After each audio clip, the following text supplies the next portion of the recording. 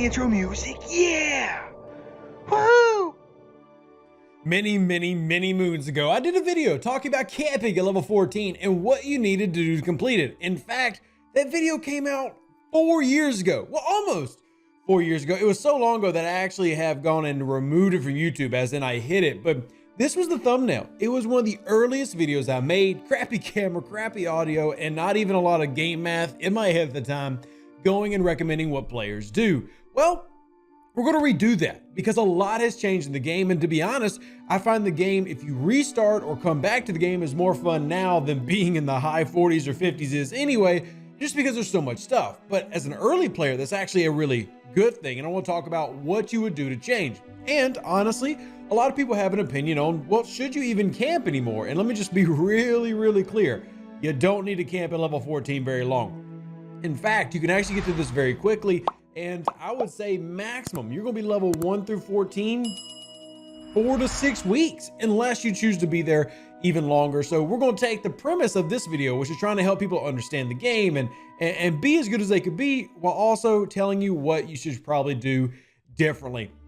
So I've got a little cheat sheet and we're going to go by it. First off, we're going to start with ships, and we're going to go basically by level of importance of different things when we're doing level 14. So the most important thing you honestly need to focus on is ships. I know that might sound really weird to hear from Rev because I always preach research and officers. Now, I'm not saying that research and officers aren't important, but the reason I'm preaching ships at level 14 is because when we do the ships here at this level, those are going to be the main ships that you use now until you get all the way up to level 20, except for a couple of differences. So let me explain what I mean by that. The Tala is going to be your primary focus. Now, the Tala is what I'm currently building, but the Tala is your battleship for the lower levels. Now, why is it important? Because when it comes to base rating, when it comes to hostile grinding, etc., this is going to be your main mamma jamma. Now, battleships do have a problem of being slow. The biggest reason I choose battleships, especially for newer players or returning players, is the fact that battleships have the most hull health, which makes them the choice, the optimal choice to go and grind. And if you've never played this game before, you're going to do a lot of grinding, as in hundreds of thousands of ships will go boom thanks to your battleships or whatever ships you choose. Crewing obviously plays a big role in that, but this is a great thing about the new economy of the game is the economy has adjusted so much that before, in my first video, I actually talked about going for the Fendra because I was a PvP and a pirate guy, and I still love PvP. But the way that the game pays out materials now, you don't have to just sit there and pick and choose the starter ships that you want to go into. You are getting payouts that are very high thanks to events and battle passes, with the economy of the lower game is designed to allow you to progress very quickly so that you can move up and get ready for what is to come. Also, away teams, but more of that in a second. So I'd also say max out your fortunate, but you only need one. I've got one fortunate right here. Why only one fortunate? Well, simple, because you will get an envoy at level 16 and that will be your main miner. So don't worry about dumping too much into the fortunate, but you do want to get the Tala simply because it will be your strongest, best bet for when it comes to grinding and starting dual faction grinding. And why am I big on dual faction? Remember that officer thing I mentioned? Well, officers. Dual faction grinding simply means you pick one of these two that you want to focus on, because every hostile you hit in faction space will give you points to the other two factions. So if I'm going and hunting Romulans, well, I'm going to get points for Federation and Klingon. And how it works is it gives you 2 points to the main, 1 point to the lower, and you just want to try to keep them semi-even. And as you do that, the main focus for you is going to be these recruits early on. Now, in the mid-upper 20s, you're going to change that focus and focusing on something else, but you want to focus on recruits and pull these every day that you possibly can to unlock officer sourcing for better officers and eventually get what's called transporter patterns. We'll worry about that in a later video. Just trust me on the advice of somebody who's played this game way too much and has way too much experience here. Do it. In fact, the comment section, go ahead and recommend you do the same thing. If you are camping at 14 and preparing to move up, you want to focus on officers by pulling those dual factions. Now, the next little note I want to hit on, you can build the tourists and etc., but you don't really need them. You can build them if you want them. You say, I've got my tourists here. Just build them to complete the missions. You don't necessarily need to max them.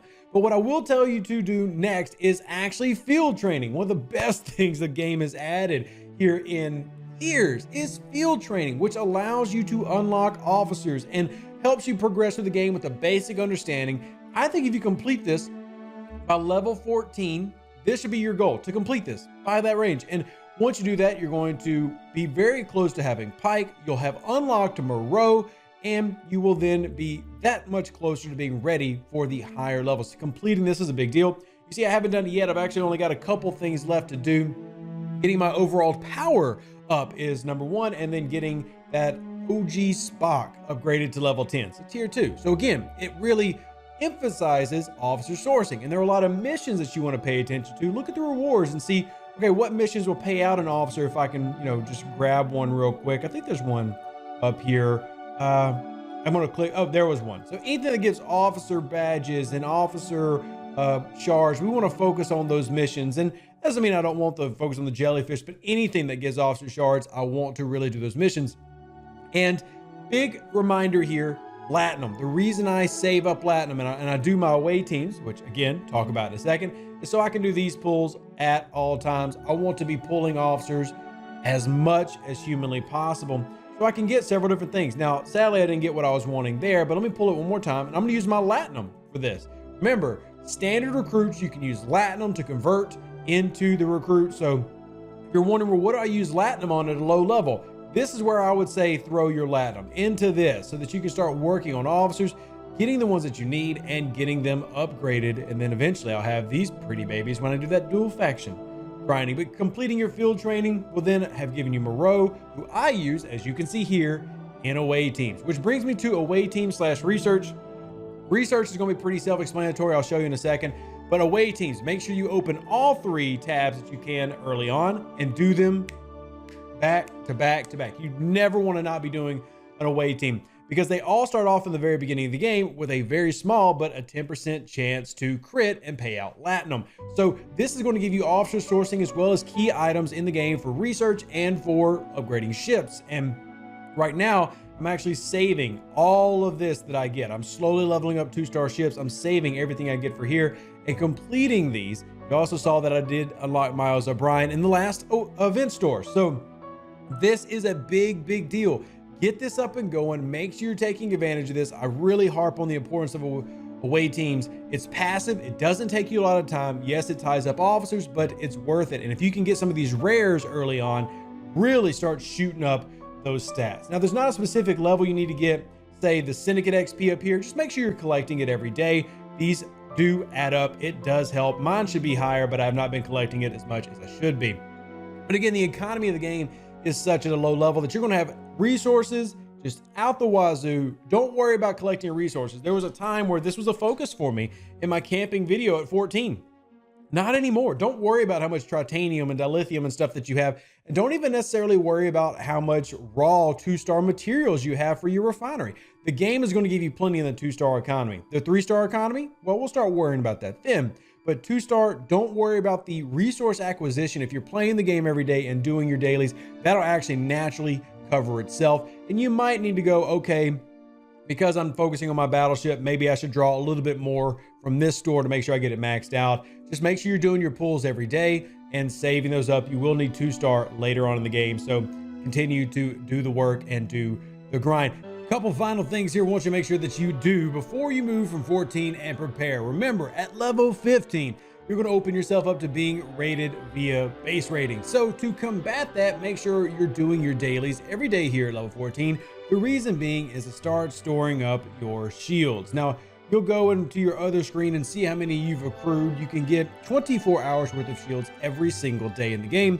Not to mention you want to start spending your credits down here in your Alliance store on 1-day shields. Now, you don't necessarily have to do that all the time. There is a ultra token exchange here that can be valuable for you depending on what part of the game that you're in terms of your acquisition. This is going to help you unlock more officers, but sadly, this has actually not been updated since the game came out 4 years ago. So it's not the best way to spend them, but getting the 1-day shield is very easy and very cost effective, especially if you're in an active alliance, which will then allow you to give a little bit more time in your play time. So you're not as constrained to come to the game at the same time every day.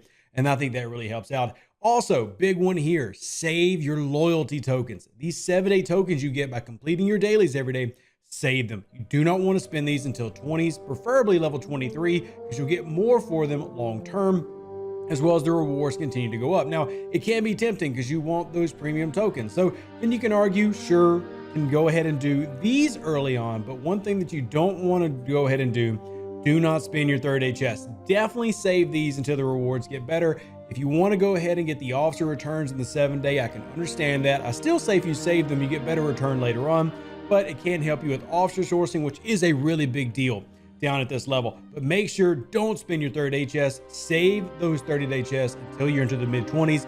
Really going to help your game progress even more at that point. Last tidbit for you, start mining 3-star materials. You don't really need to do this for the 2-star economy, but it's a great idea to start prepping for the 3-star economy in the game by mining the materials that you'll need long term. And there are some systems you can do to do that, whether you're talking about a Neo Willin or, any faction space is going to have it. Like Priya is one for gas, Voss is one for gas. You'll come over here, each section will have their own. Klingons are typically crystal, Romulans typically ore, and Federation typically gas. We have the systems, but you've also got like Willinia, which is an independent system that has multiple node types that you can go after. This one having crystal and ore. Those are the basics. Things I really recommend that you take a look at and do before moving from 14 plus. And thankfully, that won't take you too long to do. That's actually pretty simple because the game has really improved in a way that the economy allows you to scale pretty freaking quickly. But if you have any questions, if you're a newer player or returning player, ask them in the comment section down below. And hey, if you've been watching this and say, Rev, I actually think that you missed something, well, tell me. More than happy to go through it with you. The last thing I'll leave you with is please make sure you do your, so big to me, field training. Why? Because you want to start working on this. And yes, level 14, even then, you need to start considering game math. And this is why you want Pipe Moreau. Getting Moreau to tier 3 minimum and getting Chin to max. That little pretty lady at the right side of, well, it's technically his left shoulder, but the right side of your screen. Pipe Moreau Chin, one of the most important things to get in the game. Field training helps expedite that process significantly. You want to get that so that you can start doing this. Live long and prosper. Stay safe with those Space Cowboys. Deuces. That's me. Catch you on the next exciting Star Trek Fleet Command video, which is every single day right here. Howdy. An even better outro than the intro. For the Empire and glory to your house.